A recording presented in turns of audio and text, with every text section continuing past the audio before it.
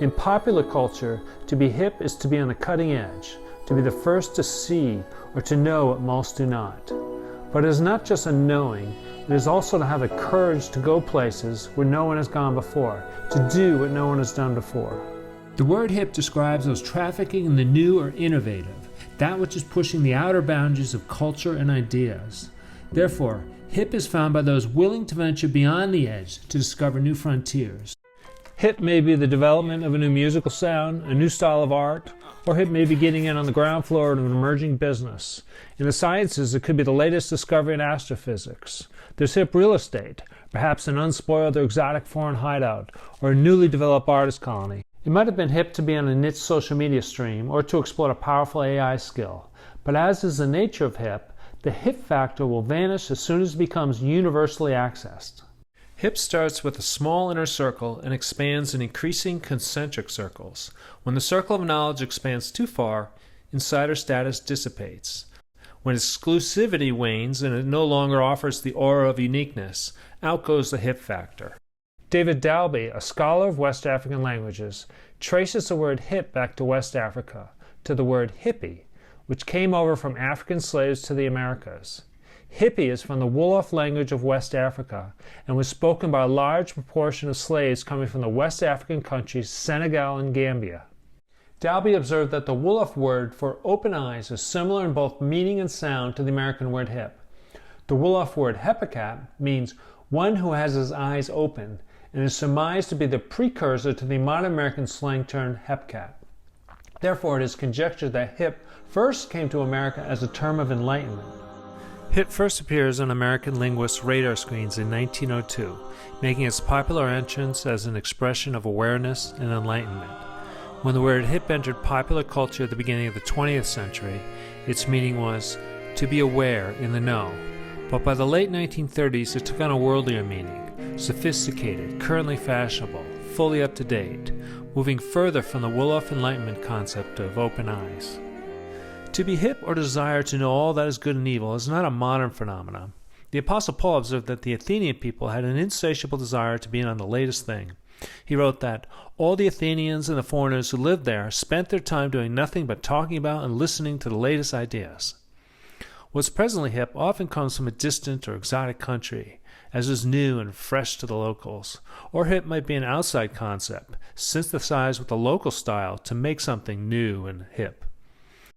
The concept of knowing the future, that is, prophecy, and seeing the unseen world run throughout the entire Bible. Both the Old and New Testament have hundreds of references to enlightenment and awareness, using terms such as open eyes, visions, revelation, and seeing versus blindness. The Bible recounts seers and spies, watchmen and watchers. Satan also claims to open our eyes and give us awareness. In the Garden of Eden, God told Adam and Eve, quote, "The tree of the knowledge of good and evil you shall not eat," end quote, or they would die. Picking up in Genesis 3:4, quote, "Yet the serpent said to Eve, 'No, you will not die, yes, die.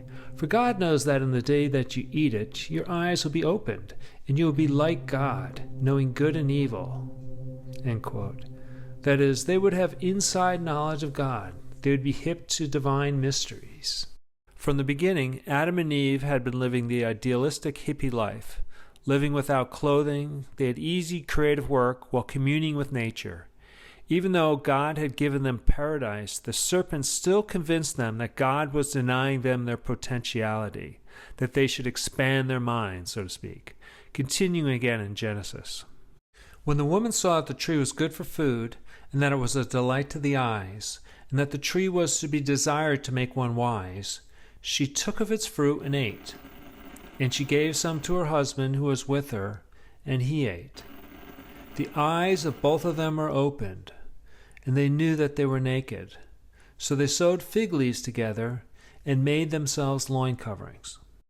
Adam and Eve thought they could be hip by going outside of the boundaries of God, but they only went from true spiritual hip, being connected to the Creator and Knower of all things, to being worldly, falling out of the limits set by God. Adam and Eve had become worldly hip, but their spiritual vision was dimmed. They knew good and evil, but they had lost their intimate relationship with God, the ultimate inside relationship. The serpent purports to fulfill our desire to engage the esoteric by offering the forbidden fruits of the world, by enticing us to constantly chase after the next greatest thing, to trespass across the boundaries set by God, and to invent new ways of doing evil, all so that he can blind us to God's ways and instead be captive to himself.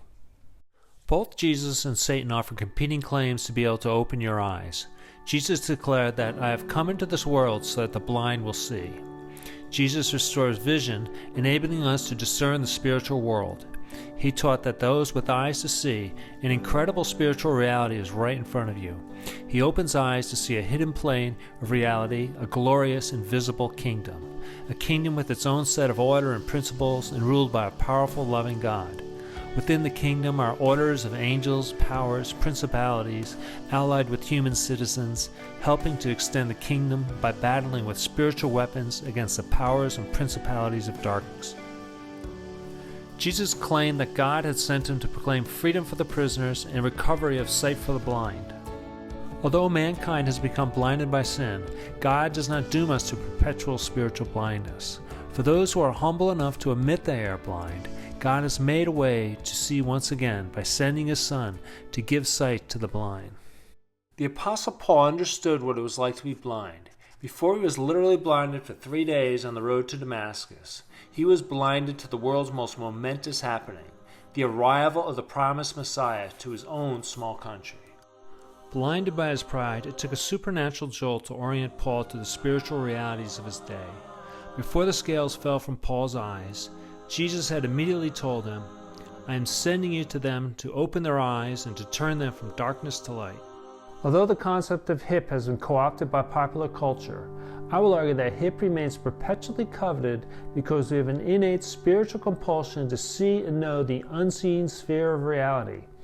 The reason we have this compulsion to see the new and unseen is because there is an invisible sphere of reality, which we are created to be connected with. We live within the dual realities of heaven and earth, but most people can just see the one. Christian eyes are open to see the spiritual realm and are able to give testimony of spiritual vision.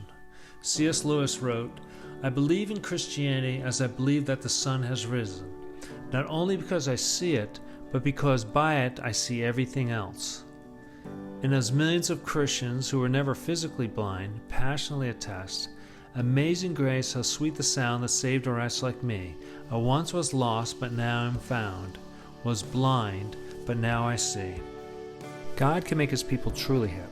Divine hip requires an understanding of how the spiritual interacts with the world.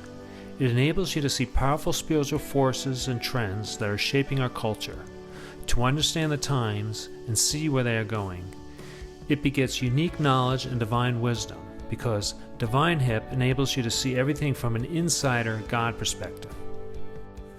Connected to God, Jesus was supremely aware. He was privy to the plans of God and walked in tune to his will. He knew people's thoughts and hearts. He was always aware of his surroundings, and he had divine insight into his religion and culture. He knew where he had come from and where history was going. If you meditate on his word and seek his will, God will reveal himself in his cutting-edge plan to you. God's bold and faithful children will go through trials and perils, but walking with God will remain a fresh and unique adventure. He always works through his people in unique ways, leading them to new frontiers. As he says, See, I am doing a new thing.